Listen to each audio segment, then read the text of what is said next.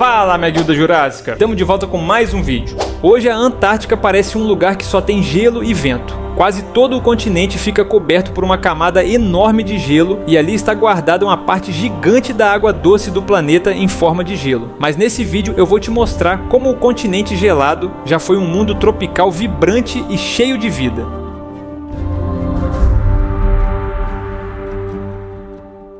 Em vários momentos do passado, ela teve rios, pântanos, florestas e um monte de bicho vivendo por ali. A ideia de um continente sempre congelado só faz sentido para a fase mais recente da história. Para entender isso, a gente precisa lembrar que os continentes mudam de lugar bem devagar, como se fossem placas deslizando. Por muito tempo, a Antártica ficou mais sociável e perto de outros pedaços do antigo Gondwana, com ligações com a América do Sul e com a Austrália em partes do caminho. Isso ajuda a explicar por que vários grupos de plantas e animais aparecem em fósseis desses lugares de um jeito que combina. Lá no tempo dos dinossauros, no Cretáceo, o planeta estava num modo bem mais quente. Tem estudo que achou sinais de florestas úmidas perto do Polo Sul, com raízes e pólen preservados. E as contas de temperatura dão um clima ameno, com média anual em torno de 12 graus e verões perto de 19 graus. Mesmo com meses de noite polar, dava para ter uma paisagem verde, com chuvas e pântanos. No registro da região da Península Antártica e ilhas perto dali,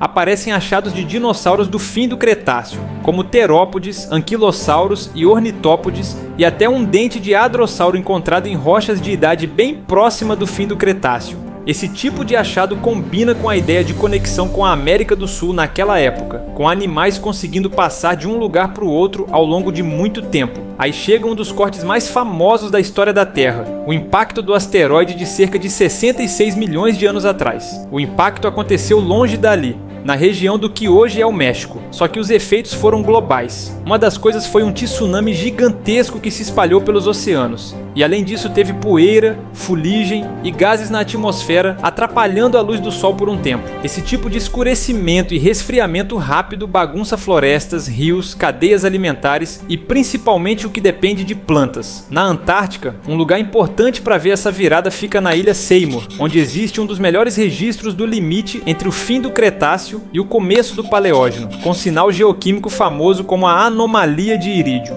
que é basicamente um pico de irídio acima do normal. Irídio é um metal raro na crosta da Terra e costuma ser mais comum em meteoritos e asteroides. Então, quando os cientistas acham essa faixa fina com mais irídio, eles usam como uma pista forte de que naquele momento caiu material do impacto do asteroide e isso acabou misturado no pó e na chuva que caíram no mundo inteiro. Com esse tipo de marca, dá para ligar aquelas rochas a esse evento global e entender a sequência de mudanças que veio junto, com bagunça no clima, no mar e nas florestas por um bom tempo. Depois disso, no começo do Eoceno, o planeta entrou num período de calor forte, com muito gás de efeito estufa na atmosfera. Tem trabalho clássico usando pólen, esporos e outros indicadores que mostram que a costa da Antártica Oriental tinha floresta bem quente, com plantas que hoje combinam com regiões subtropicais, incluindo palmeiras, e as estimativas apontam inverno bem suave, com média do mês mais frio acima de 8 graus e indicação de inverno sem congelar. Em alguns cenários o verão ficava na casa dos 20 e poucos graus. Dá para imaginar uma Antártica com cheiro de floresta úmida, chão fofo,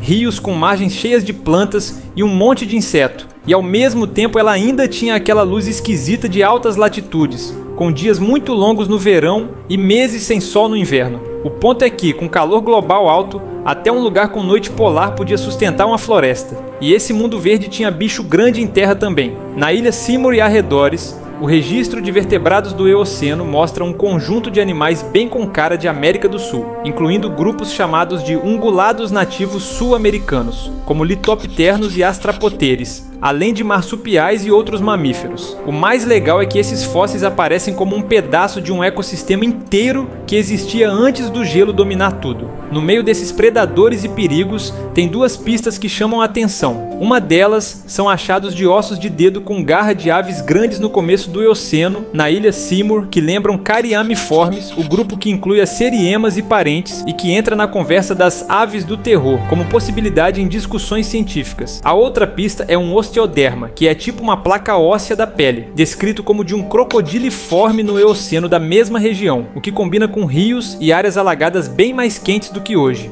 No mar, a coisa ficava ainda mais movimentada. Os sedimentos do Eoceno na ilha Seymour são famosos por ter muito fóssil marinho, e os tubarões aparecem com força, com dentes de vários tipos e mudanças que acompanham o resfriamento gradual ao longo do Eoceno. E junto com isso aparecem pinguins bem diferentes dos de hoje, com várias espécies e alguns gigantes. E dá para ter uma noção do tamanho com estimativas que colocam alguns desses pinguins com porte perto de gente.